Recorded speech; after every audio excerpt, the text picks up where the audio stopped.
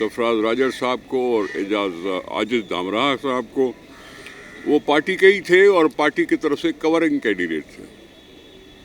मेरे खिलाफ किसी और जमात ने अपना कैंडिडेट खड़ा नहीं किया और मैं उनका पहले भी शुक्रिया अदा कर चुका हूं और अभी भी। बाकी जो दो कवरिंग कैंडिडेट थे उन्होंने विड्रॉ कर लिया। आज विड्रॉल डेट थी, विड्रॉल डेट 4 बजे पूरी हुई। 4 बजे के बाद अनअपोज डिक्लेयर होने की नोटिफिकेशन हाथ में थमा दी गई है। तो मैं आपका शुक्रगुजार हूं कि आपने मुबारक दे रही हैं। मैं पार्टी का भी शुक्रगुजार हूं कि उन्होंने फिर से मेरे पर एतमाद किया और पिछली दफ़ा भी अनकंटेस्टेड ही था, किसी और को कोई वोट नहीं मिला था और 100% मुझे ही वोट पड़े थे। कराची में टोटल यूनियन काउंसिल थी 246, उसमें इलेक्शन हुए हैं 235 पर।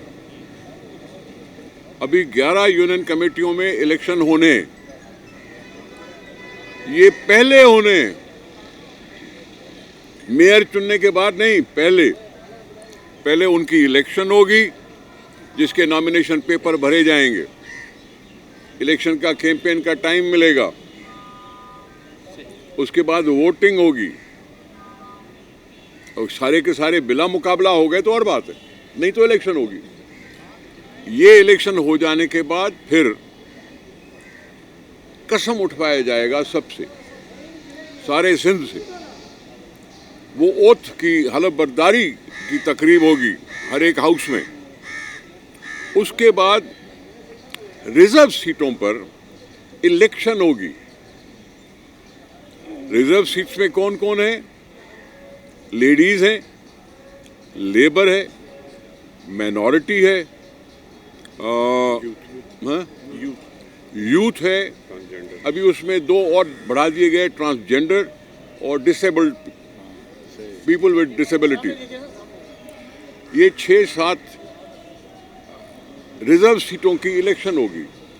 जब ये पूरा हाउस पूरा हो जाएगा उसके बाद मरहला शुरू होगा मेयर बनने का और डिप्टी मेयर बनने का। तो आप ये वक्त से पहले जो सवाल कर रहे हो, हम सब एक्साइटेड हैं। मैं तो हूँ एक्साइटेड क्योंकि मैं पीपुल्स पार्टी के तौर पर कराची में सबसे बड़ी जमात होकर निकल आया हूँ। मैं हूँ एक्साइटेड कि हाँ, मैं खुश हूँ कि हमें, लेकिन अभी तक रिकाउंटिंग भी चल रही है। अभी रिकाउंटिंग का भी मरहला पूरा नहीं हुआ। आज पूरा हो गया या कल पूरा हुआ, लेकिन नहीं पूरा हुआ।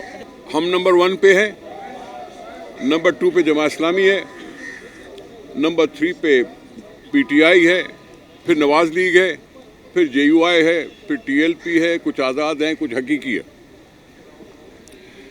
तो ये सब वक्त से पहले की बात है। अभी तो हम पर इल्ज़ाम लगाया जा रहा है ना कि जी टर्न आउट कम था, पीटीआई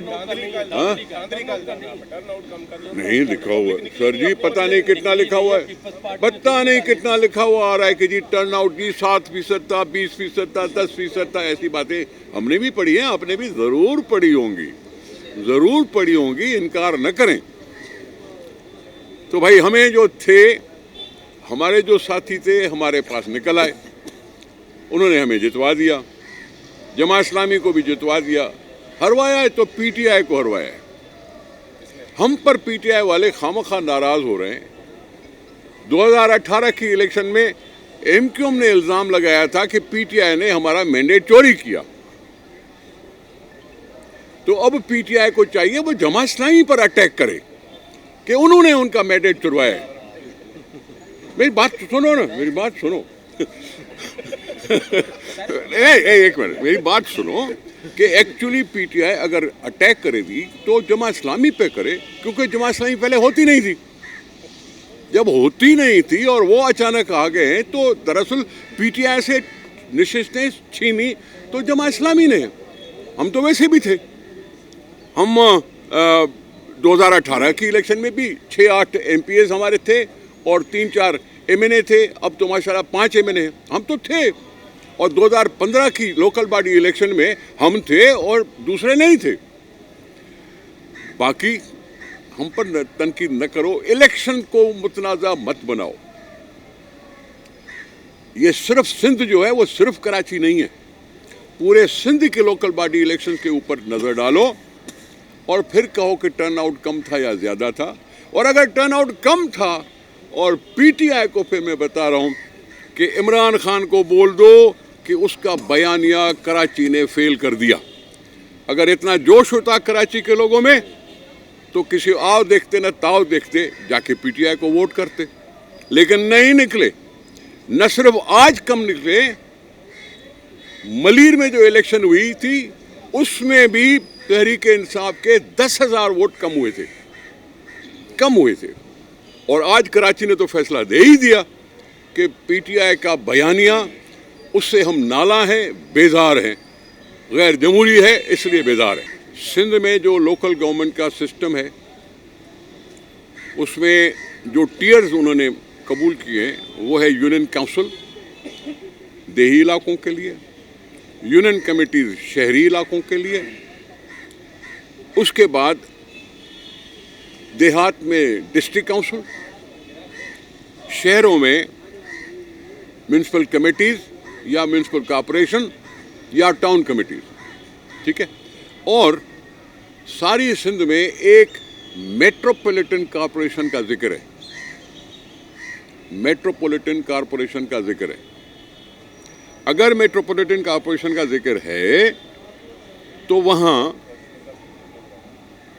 खत्म नहीं किया जा सकता जब तक असेंबली खत्म न करे। और अगर कराची को 2 डिवीजन बनाने तो इसका मतलब है कि यहां फिर मेट्रोपॉलिटन कॉरपोरेशन होगी ही नहीं।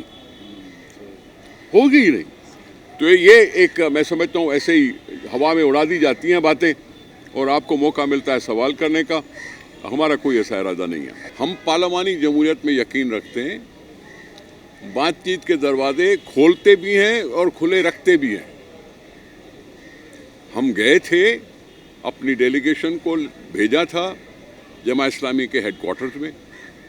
ये जमहूरी तकाजा है, ये जमहूरी रवैया है, डिवाइड नहीं करना कौम को।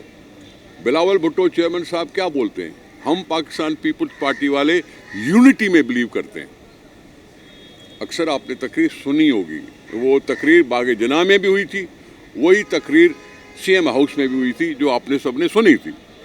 तो जब ऐसी बात है तो हम बातचीत तो कर सकते हैं ना, लेकिन फैसले का टाइम नहीं है। और वैसे भी पाकिस्तान पीपल्स पार्टी आखिरी वक्त में फैसला करती है। 2 बंदों के नाम आ रहे हैं मुसलसल आखिरी वक्तों में टोटल अक्सरियत जो पहले कभी नहीं मिली पीपल्स पार्टी को, मानते हैं हम। जाहिर है लोगों ने कुछ महसूस किया होगा, परफॉर्मेंस देखी होगी, रवैये देखे होंगे, वहां का रिजल्ट आया, ठीक है। यहां कराची में ये सिस्टम जो है 246 का, जिसपे इलेक्शन 235 पे हुई, उसमें हम 93 आए। रिकाउंटिंग के बाद फाइनल टोटल पता चलेगा। तो मैं मेजॉरिटी पार्टी की बात कर रहा हूं, मेजॉरिटी ग्रुप, ये पाकिस्तान पीपल्स पार्टी को मिला है। हमारे लोगों ने हर जगह मेहनत की, हम हर कॉन्स्टिट्यूंसी, हर हलके में खड़े रहे। दूसरी जमातें नहीं खड़ी हुई, ना पीटीआई, ना जमा इस्लामी, ना कोई और, वो खड़े ही नहीं कर सके थे उम्मीदवार।